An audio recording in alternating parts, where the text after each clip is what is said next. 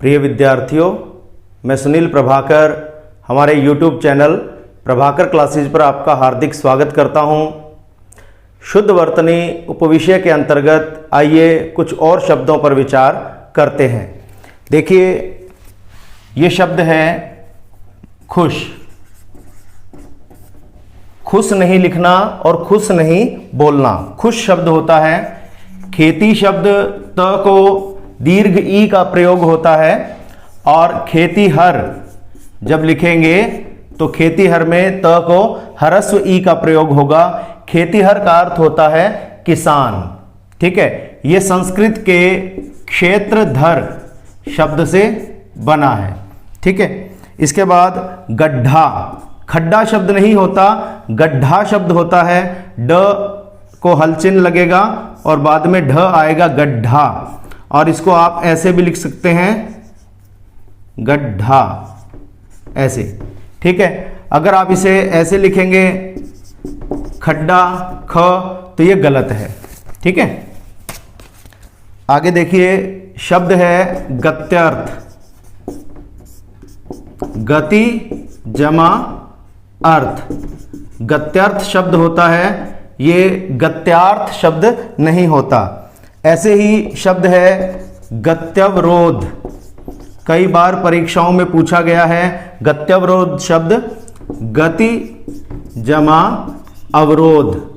गति में अवरोध यानी रुकावट पैदा होना, उसे गत्यवरोध कहा जाता है। अशुद्ध में यहां गत्यावरोध लिखा जाता है। य को आ की मात्रा लगाई जाती है, गलत है। गलत शब्द ऐसे लिखा जाएगा, इसको हम गलत नहीं बोलेंगे, गलत ल पूरा आएगा। और गलती शब्द में भी ल पूरा आएगा, आधा नहीं लिखना। ठीक है, गधा ऐसे लिखा जाता है। गधा शब्द संस्कृत के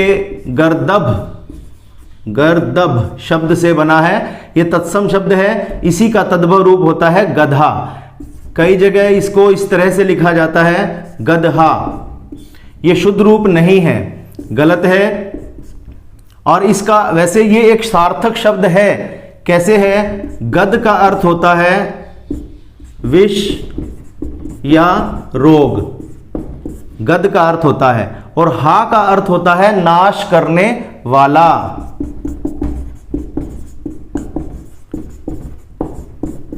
यानी कि जो रोग या विष का नाश करता है उसे गदहा कहा जाता है।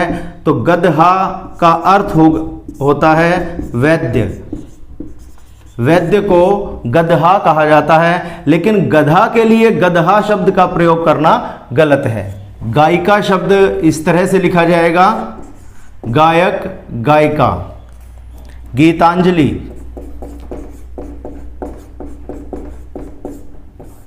गीत जमा अंजलि। अंजलि शब्द ऐसे लिखा जाता है, यहां ह्रस्व ई का प्रयोग होता है और अ पर अनुस्वार होता है, अनुनासिक नहीं होता। तो गीतांजलि की तरह के कई शब्द हैं, जैसे पुष्पांजलि, सब में इसी तरह से होगा। श्रद्धांजलि, तिलांजलि, सब में यहां अनुस्वार होगा और ल को ह्रस्व ई का प्रयोग होगा। गुंजन शब्द लिखेंगे तो ग पर यहां अनुस्वार का प्रयोग होगा। यह अनुस्वार इसके पंचम से बना है, इसलिए इसको ऐसे भी लिखा जा सकता है। संस्कृत में इसी रूप में लिखा जाता है। लेकिन जब गूंज शब्द लिखते हैं तो बड़ा ऊ होगा और यहां चंद्र बिंदु होगा गूंज शब्द में। गुणी शब्द ऐसे लिखा जाता है, गुणी जब अकेला लिखा जाए, लेकिन गुणी के साथ कुछ और जोड़ दिया, जैसे गण जोड़ दिया, तो यहां ह्रस्व ई हो जाएगा, गुणी गण। ठीक है, गुणी लोगों का समूह। ठीक है, तो यहां दीर्घ ई और यहां ह्रस्व ई का प्रयोग होगा। गृहस्थ शब्द ऐसे होगा, क्योंकि ये गृह शब्द से बना है। इसे अगर हम ऐसे गृहस्थ लिखेंगे तो गलत है। गृहिणी, हाउसवाइफ के लिए हिंदी में गृहिणी शब्द का प्रयोग होता है। इस तरह से लिखा जाएगा, ग को री की मात्रा, ह को ह्रस्व ई और ण को दीर्घ ई। गोधूली, गोधूली, गोधूली वेला शाम का वह समय जब चरवाहे गायों को चराकर घर वापस लौटते हैं, तो गायों के पैरों से उठने वाली धूल का वो समय होता है, इसलिए उस समय को गोधूली वेला कहा जाता है। तो गोधूली गाय के चरणों से उठने वाली धूल, तो इस तरह से लिखा जाएगा गोधूली। गोपनीय, इस तरह से लिखा जाएगा गोपनीय, जो गुप्त रखने योग्य हो। गोपनीय को गोप्य भी लिखा जा सकता है, ये दोनों शब्द शुद्ध हैं। अशुद्ध रूप कैसे बनता है कि गोप्य लिखकर और फिर नीय लगा दिया, तो ये गलत हो जाएगा। गोप्य नीय नहीं होता, या तो गोप्य शब्द होता है यानी गुप्त रखने योग्य, या गोपनीय शब्द होता है। इसी तरह पूजनीय शब्द होता है या पूज्य शब्द होता है, ये दोनों शुद्ध हैं। लेकिन अगर पूज्य लिखकर और फिर नीय लगा दिया, पूज्य नीय, तो ये गलत हो जाएगा। आगे देखिए, गोष्ठी ऐसे लिखा जाएगा, गोष्ठी, ट नहीं आएगा, गोष्ठी होता है। ग्रस्त शब्द शुद्ध है, रोगग्रस्त, पीड़ाग्रस्त, ग्रस्त शब्द होता है। इसकी जगह हम कई बार ग्रसित, कि वह रोग से ग्रसित है, ग्रसित कोई शब्द नहीं है। ग्रसित शब्द की जगह आप ग्रस्त शब्द का प्रयोग करें। घंटा शब्द ऐसे लिखा जाएगा, या ये जो अनुस्वार है इसके पंचम से बना है तो ऐसे लिखा जाएगा। लेकिन अगर इसको ऐसे लिख दिया, न लिख दिया, तो ये गलत हो जाएगा। घृणा, घ को री की मात्रा घृणा होगा, और घृत, घ को री की मात्रा, घृत मैंने घी, घृत तत्सम शब्द है, इसी से घी शब्द बना है। चंचल शब्द ऐसे लिखा जाएगा, और ये जो अनुस्वार है इसके पंचम से बना है, तो ये ऐसे भी दोनों रूपों में सही है, लेकिन इसको ऐसे लिखना ये गलत है। चरण शब्द, अण चरण, चरण नहीं होता, चरण शब्द होता है, पांव। इसके बाद चांद शब्द है, चांद शब्द पर चंद्र बिंदु आएगा, चंद्र शब्द का तद्भव रूप है, चंद्र बिंदु का प्रयोग करना है। चार दीवारी या चहार दीवारी, दोनों शब्द शुद्ध हैं, चार दीवारी भी और चहार दीवारी भी। चहार दीवारी शब्द फारसी का शब्द है, फारसी में चहार दीवारी होता है, चार को वो चहार लिखा जाता है, तो चहार दीवारी, ठीक है। लेकिन अगर हम यहाँ च को चा कर दें, चा, और फिर ह लिख दें, चाहर, चाहर दीवारी, तो ये गलत हो जाएगा, ठीक है। इसके बाद चिरंजीव शब्द होता है, चिरजीव नहीं होता, चिरंजीव, और दूसरा शब्द होता है चिरजीवी, ये दोनों शब्द शुद्ध हैं। छत्र छाया, आधा च आएगा, ऐसे ये छत्र और छाया की संधि से बना है। संधि में मैंने बताया था व्यंजन संधि में कि जब यहाँ कोई भी स्वर हो और उसके बाद छ व्यंजन आ जाए तो यहाँ आधे च का आगम हो जाता है, व्यंजन आगम या वर्ण आगम संधि के अंतर्गत बताया था, तो यहाँ आधा च आ जाएगा। छद्म शब्द में द को हल चिन्ह आएगा, छद्म, नकली, धोखे से युक्त, छद्म, छद्म वेश। आगे देखिए, छह जो शब्द है वो ऐसे लिखा जाएगा, ये शुद्ध है, और ऐसे विसर्ग के साथ ये गलत है, ये मैं पहले बता चुका हूं। एक शब्द है छिद्रान्वेषी, छिद्रान्वेषी ऐसे लिखा जाएगा, तीन संधियां हैं, दो संधियां हुई हैं इसमें, छिद्र जमा अन्वेषी, और ये जो अन्वेषी शब्द है ये भी संधि से बना है, अनुजमा एशी। अन्वेषी मैंने खोजने वाला, छिद्र मैंने दोष या कमियां। जो दूसरों के केवल दोषों को खोजता है उस व्यक्ति को छिद्रान्वेषी कहा जाता है। जगद गुरु, गुरु में र को हमेशा छोटा ऊ आता है, जगद, क्योंकि ये जगत जमा गुरु इसकी संधि से बना है। व्यंजन संधि में हमने पढ़ा था, वर्ग के पहले वर्ण के बाद तीसरा चौथा वर्ण आ जाए, यर ल व ह आ जाए या कोई भी स्वर आ जाए तो ये वर्ण अपने ही वर्ग के तीसरे में बदल जाएगा, इस तरह से। तो जगत गुरु नहीं कहेंगे, जगद गुरु, दोनों मिलकर द हो जाता है यहाँ। इसके बाद जन्म शब्द में न आधा आएगा, पूरा नहीं आएगा, इसे जन्म बोलेंगे, जन्म नहीं बोलेंगे। इसके बाद ये जो शब्द है, शब्द होता है जागृति। शुद्ध शब्द संस्कृत में है जागृति, और जागृति शब्द से ही बना है जागृति। यहां जागृति, ये भी शुद्ध है और ये भी शुद्ध है। ये जागृति तत्सम है, इसी का ये तद्भव रूप बना है हिंदी में जागृति। ठीक है, इसमें जागृति में एक प्रत्यय होता है संस्कृत में कृतिन प्रत्यय, तो जागृति में कृतिन प्रत्यय लगकर जागृति शब्द बना है।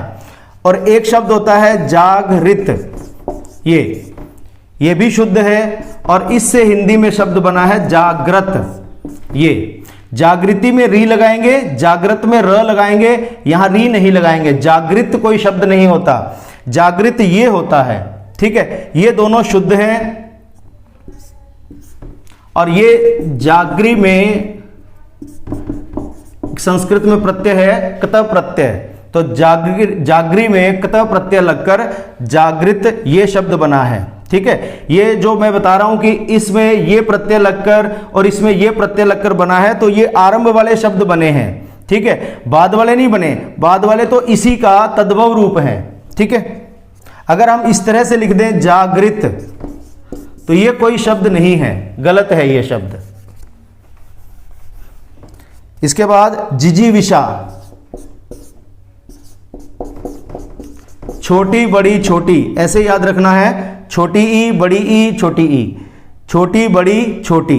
जिजीविषा, जीने की प्रबल इच्छा या जीने की स्वाभाविक इच्छा को जिजीविषा कहा जाता है। ठीक है, जितेंद्रिय शब्द में या तो यहां अनुस्वार आएगा या ये जो अनुस्वार है इसके पंचम से बना है, या इसको ऐसे लिखेंगे जितेंद्रिय। ये दोनों शुद्ध हैं। ज को छोटी ई नहीं लगानी, ये जित जमा इंद्रिय की संधि से बना है। जितेंद्रिय, जीत लिया है इंद्रियों को जिसने। आगे शब्द है जिह्वा, शब्द इस तरह से लिखा जाएगा, जिह्वा मैंने जीभ। जीर्णोद्धार, जीर्ण शब्द ऐसे लिखा जाता है, जीर्ण, जीर्ण मैंने पुराना या टूटा फूटा, और जीर्णोद्धार इस तरह से, तो ये जीर्ण जमा उद्धार इसकी संधि से बना है। जीर्ण जमा उद्धार यानी टूटी फूटी हुई किसी वस्तु को, किसी इमारत को अच्छी स्थिति में लेकर आना, उसे कहते हैं जीर्णोद्धार करना। आगे देखिए, ज्ञान शब्द इस तरह से लिखा जाएगा, ज्योत्सना ऐसे आएगा, आधा ज यो आधा त आधा स, ये स हम पूरा लिख देते हैं, इसको ध्यान रखना है, आधा आएगा। स्वास्थ्य शब्द भी ऐसे ही होता है, ये आधा, फिर वा, फिर आधा स, आधा थ य। ज्योत्सना और स्वास्थ्य में ये जो आधे वर्ण है उनका स्थान एक जगह समान है, आप देख लें, ये दोनों इस तरह से आएंगे। ज्योत्सना चांद की रोशनी को कहते हैं, चांदनी को। झोंपड़ी, झो और यहां बिंदु लगेगा, ये बिंदु असल में अनुनासिक है, चंद्र बिंदु है, लेकिन शिरोरेखा से ऊपर मात्रा जाने के कारण ये बिंदु रूप में आया है, झोंपड़ी। ढंग, यहां नीचे बिंदु नहीं लगाना।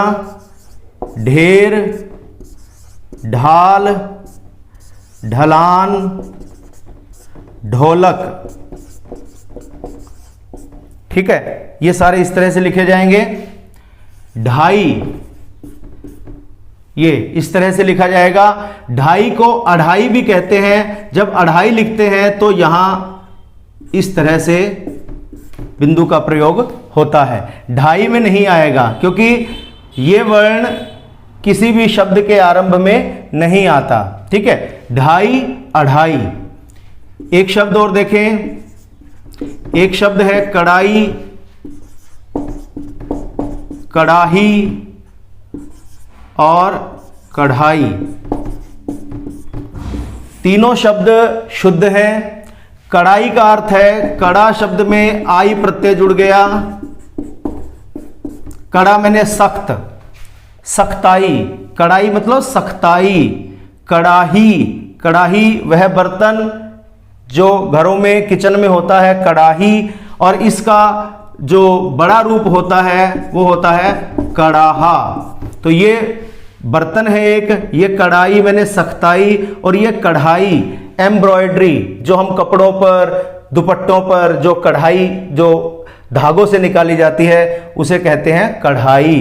तो तीनों शुद्ध हैं, तीनों का अर्थ अलग अलग है। तत्कालीन इस तरह से लिखा जाएगा। ये तत्काल शब्द है। तत्काल शब्द में ईन प्रत्यय जुड़ा है, तत्कालीन बन गया। और तात्कालिक शब्द ऐसे लिखा जाएगा। इसमें तत्काल शब्द में